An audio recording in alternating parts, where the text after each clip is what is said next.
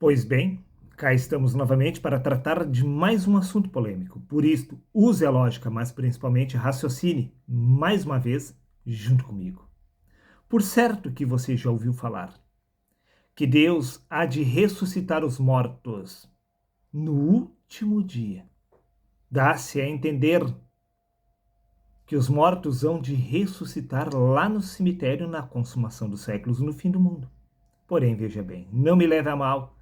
Nem tudo é o que parece ser. Quer que eu prove que isto nunca ocorrerá da forma tradicional como você aprendeu? É claro que eu irei provar. Até porque eles se baseiam na passagem do Evangelho de João, no capítulo 6 e no versículo 39, onde está escrito: "E esta é a vontade do Pai que me enviou", afirmou Jesus, "que eu não perca nenhum de todos que ele me deu, mas que eu os ressuscite no último dia."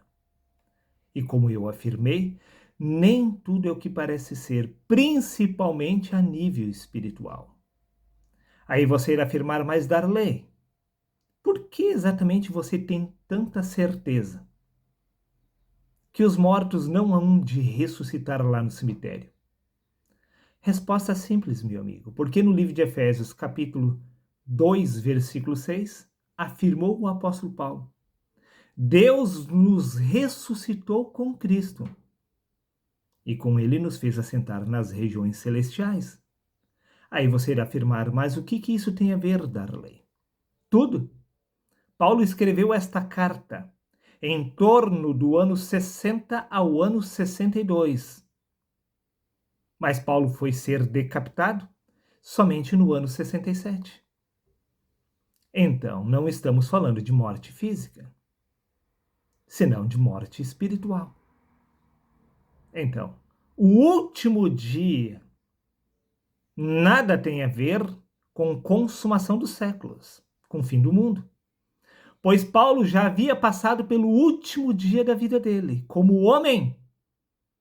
Pois a partir da ressurreição, ele se tornou um ser espiritual. É sobre isto que a Bíblia afirma. Paulo passou da morte para a vida. E quando isto ocorreu, ele afirmou: já não sou mais eu quem vive, mas agora é a minha verdadeira identidade, que é Cristo que vive em mim.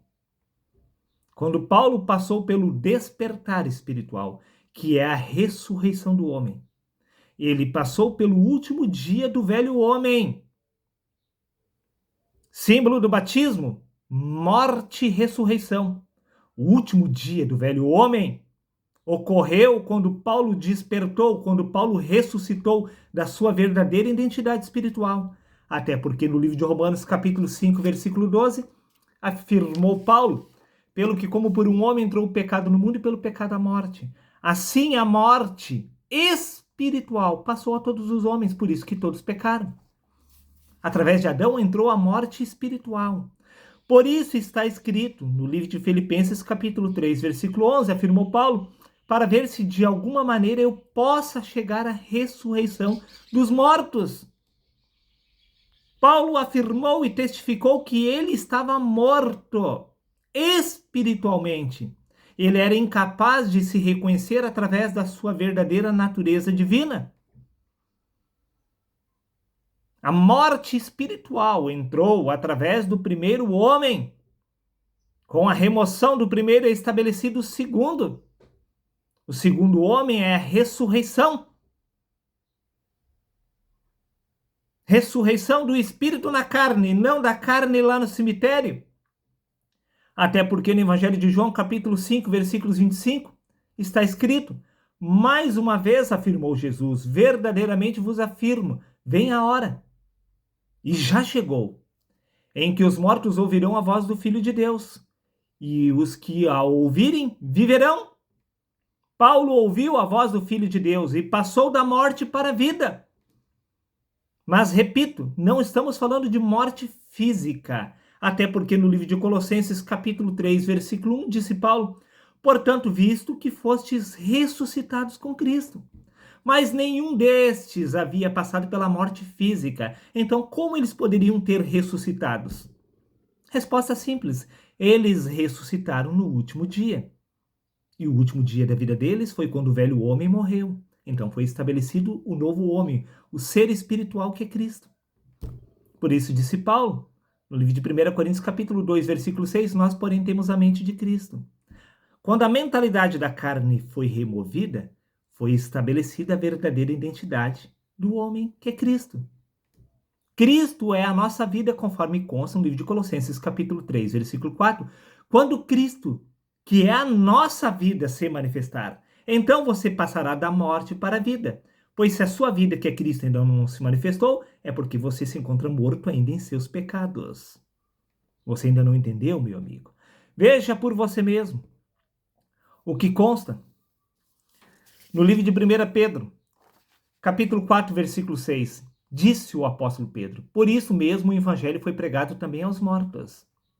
O evangelho foi pregado aos apóstolos, foi pregado aos seres humanos. Paulo disse para ver se de alguma maneira eu possa chegar à ressurreição dos mortos. O evangelho foi pregado a Paulo. Paulo ouviu a voz do Filho de Deus e ressuscitou, passou da morte para a vida. Disse Paulo: Deus nos ressuscitou com Cristo. Estamos falando do homem espiritual, não do natural. Preste atenção, por isso mesmo o evangelho foi pregado também aos mortos. Os evangelistas, os apóstolos, os discípulos, eles não pregavam o evangelho lá no cemitério. Jesus nunca pregou no cemitério. Eles pregavam pelas ruas de Jerusalém. Eles pregavam no templo. Era lá no templo, na igreja, sim, que estavam os mortos. É no sistema religioso que se encontram os mortos. É pelas ruas da cidade que o evangelho é pregado aos mortos. Foi assim que ocorreu em Israel há 2000 anos atrás. Repito mais uma vez, livro de 1 Pedro, capítulo 4, versículo 6, por isso mesmo o evangelho foi pregado também aos mortos, para que os mortos tivessem a oportunidade de ressuscitar. Paulo passou da morte para a vida antes do ano 60. Pois, repito, livro de Efésios, capítulo 2, versículo 6, ele nos ressuscitou, juntamente com ele. Bom, se Paulo no ano 60 afirmou que ele já havia passado da morte para a vida, é porque isto havia ocorrido antes dele ter escrito esta carta. Então, como Paulo poderia ter sido ressuscitado no cemitério se ainda não havia ocorrido a morte física? Se Paulo foi ser decapitado somente no ano 67. E não há nenhum documento histórico que o corpo humano de Paulo foi ressuscitado após ter sido decapitado. Há o registro que Paulo ressuscitou espiritualmente quando ele despertou da sua verdadeira identidade espiritual, que é Cristo.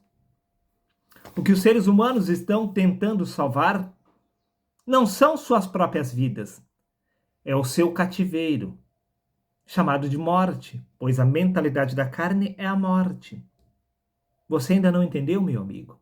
No livro de Isaías, capítulo 40, versículo 17, está escrito: diante da presença do Eterno, todas as pessoas de todas as nações juntas são como nada.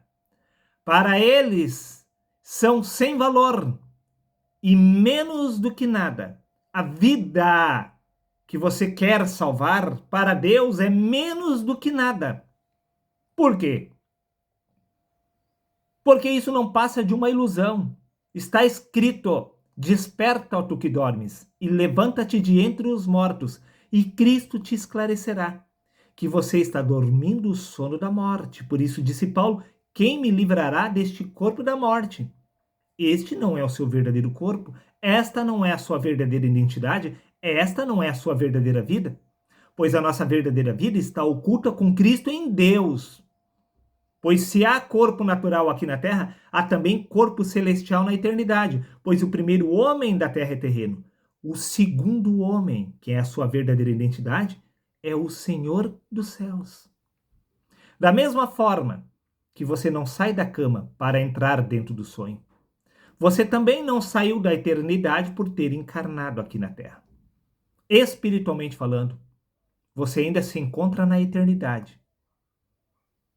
Por isso, disse Cristo, naquele dia entendereis que eu estou no meu Pai e vocês estão em mim. Espiritualmente, você sempre esteve com Deus na eternidade. O que você está tentando salvar é a ilusão do ser.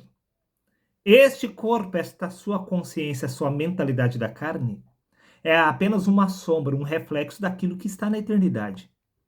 Por isso, não há valor algum exatamente no ser humano aqui na Terra.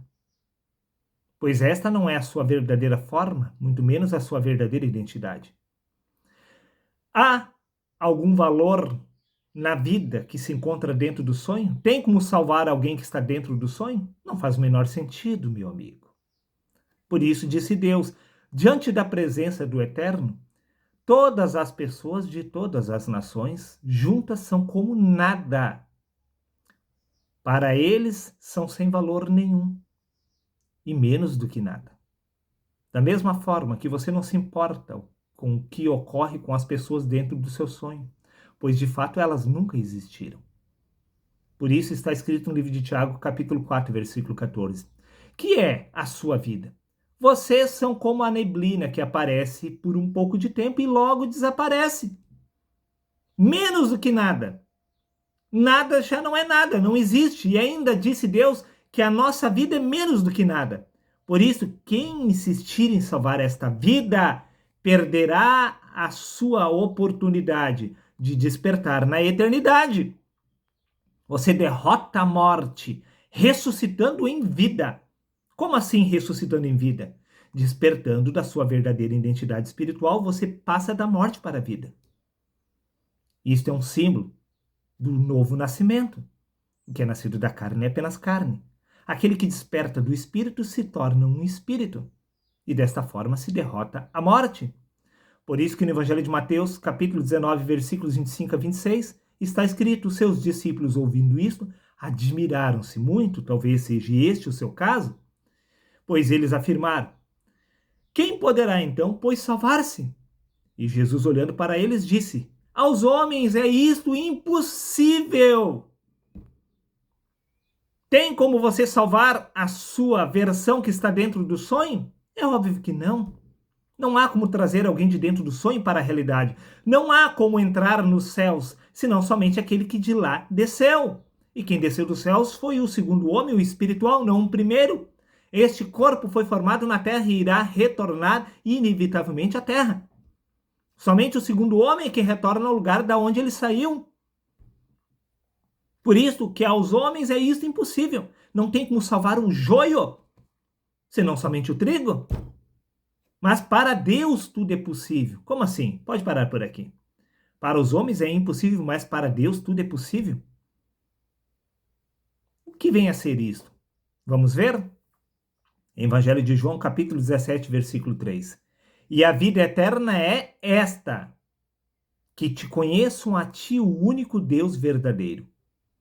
A vida eterna é conhecer a Deus. Pergunta: mas quem exatamente é Deus? Pois a vida eterna se resume em conhecer a Deus. Então, quem exatamente é Deus? Vamos ver? Livro de Colossenses, capítulo 3, versículo 4. Disse Paulo: quando Cristo, que é a nossa vida, se manifestar. Se Cristo e Deus são um só, e Cristo é a sua vida, então, quando você conhecer a sua verdadeira vida, você terá conhecido a Deus. Esta é a vida eterna. É reconhecer-se a si mesmo através da vida.